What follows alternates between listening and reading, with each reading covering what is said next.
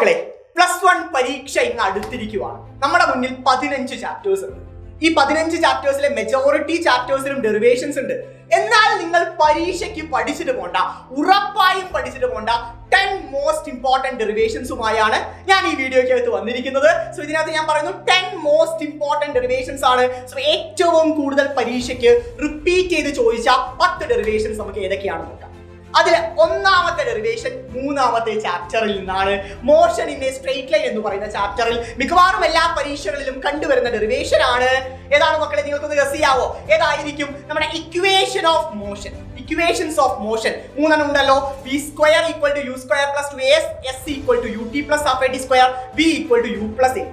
ഈ 3 ഡെറിവേഷൻസും ഈ 3 ഇക്വേഷൻസും ഗ്രാഫിക്കലി നിങ്ങൾക്ക് ഡിറൈവ് ചെയ്യാൻ അറിഞ്ഞിരിക്കണം. വെലോസിറ്റി ടൈം ഗ്രാഫിൽ നിന്ന് ഗ്രാഫിക്കലി നിങ്ങൾക്ക് ഡിറൈവ് ചെയ്യാൻ അറിഞ്ഞിരിക്കണം. സോ ഒന്നാമത്തെ കാര്യം ക്ലിയർ അല്ലടാ മക്കളെ?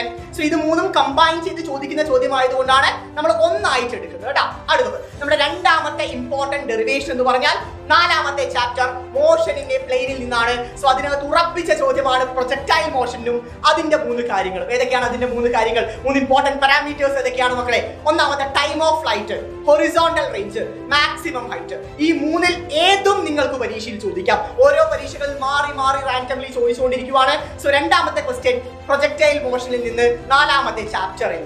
അടുത്തത് നെക്സ്റ്റ് ക്വസ്റ്റ്യൻ, 3ാമത്തെ ചോദ്യം നമ്മുടെ ലോസ് ഓഫ് മോഷൻ എന്ന് പറയുന്ന ചാപ്റ്ററിൽ 100% ഷുവർ ആയ ഒരു ചോദ്യമാണ് ബാങ്കിങ് ഓഫ് റോഡ് എന്ന് പറയുന്നത്. So banking off road derive ചെയ്യാൻ നിങ്ങൾക്ക് അറിയണം. സോ അതാണ് നമ്മുടെ 3ാമത്തെ ഇമ്പോർട്ടന്റ് ഡെറിവേഷൻ എന്ന് പറയുന്നത്. നെക്സ്റ്റ് വൺ, 4ാമത്തെ നമ്മൾ നോക്കാൻ പോകുന്നത് നമ്മുടെ 6ാമത്തെ ചാപ്റ്ററിൽ നിന്നാണ് work, energy and power. So അതിൽ നിന്ന് ഏറ്റവും കൂടുതൽ റിപ്പീറ്റ് ചെയ്ത് ചോദിച്ച ചോദ്യമാണ് conservation of mechanical energy of freely falling body.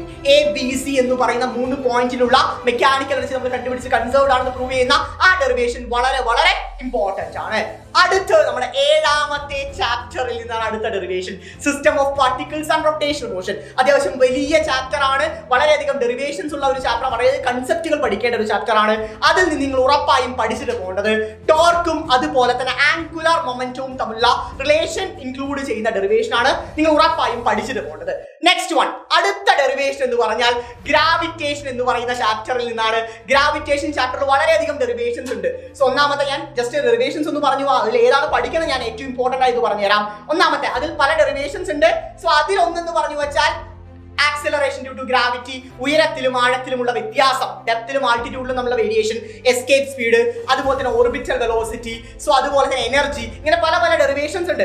എന്നാലും ആ ചാപ്റ്ററിൽ നിന്ന് നിങ്ങൾ ഉറപ്പായും പഠിച്ചിട്ട് പോകേണ്ട ഡെറിവേഷൻ ഏതാന്ന് പറഞ്ഞു വെച്ചാൽ കണ്ണും കൂട്ടി നമുക്ക് പറയാം variation of acceleration due to gravity at altitude and depth.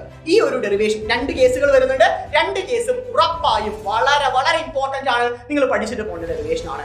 അടുത്തത് നെക്സ്റ്റ് വൺ എന്ന് പറഞ്ഞാൽ നമ്മുടെ മെക്കാനിക്കൽ പ്രോപ്പർട്ടീസ് ഓഫ് ഫ്ലൂയിഡ്സ് എന്ന് പറയുന്ന ചാപ്റ്ററിലെ ഡെറിവേഷൻ ആണ്. ഏതായിരിക്കും? ബെർണോളിസ് തിയറം കണ്ടിന്യൂറ്റി ഉണ്ട്. സോ അതിൽ ഏറ്റവും പ്രയോറിറ്റി നിങ്ങൾ കൊടുക്കേണ്ടത് ബെർണോളിസ് തിയറത്തിന് തന്നെയാണ്. ഏറ്റവും പ്രയോറിറ്റി നിങ്ങൾ കൊടുക്കേണ്ടത് ബെർണോളിസ് തിയറത്തിന് തന്നെയാണ്. അടുത്തത് നെക്സ്റ്റ് ഡെറിവേഷൻ നമുക്ക് വരുന്നത് തെർമോഡൈനാമിക്സ് എന്ന് പറയുന്ന ചാപ്റ്ററിൽ നിന്നാണ്. തെർമോഡൈനാമിക്സിൽ ഉറപ്പായും നിങ്ങൾ പഠിച്ചിട്ട് പോകേണ്ടത് work done by a isothermal process. Isothermal പ്രോസസിന്റെ വർക്ക് ഡൺ നമുക്കറിയാം. അതിൽ അഡിയാബാറ്റിക് പ്രോസസ്സും അതിന്റെ വർക്ക് ഡൺ ഉണ്ട്. എന്നാൽ അതിനേക്കാളും കൂടുതലായിട്ട് പരീക്ഷയിൽ കണ്ടുവരുന്നത് ഐസോതെർമൽ പ്രോസസിന്റെ വർക്ക് ഡൺ തന്നെയാണ്. നെക്സ്റ്റ് വൺ, ഓസിലേഷൻസ് എന്ന് പറയുന്ന 14ാമത്തെ ചാപ്റ്റർ. ആ ചാപ്റ്ററിൽ ഏറ്റവും കൂടുതൽ പരീക്ഷയിൽ ചോദിക്കുന്ന ചോദ്യം എന്ന് പറഞ്ഞാൽ time period of simple pendulum തന്നെയാണ്. ഉറപ്പിച്ച് നിങ്ങൾ അത് പഠിച്ചിട്ടേ പരീക്ഷയിൽ പോവാവൂ മക്കളെ. അടുത്തത് 10ാമത്തെ അവസാനത്തെ ഡെറിവേഷൻ നമ്മുടെ 15ാമത്തെ ചാപ്റ്റർ വേവ്സിൽ നിന്നാണ്.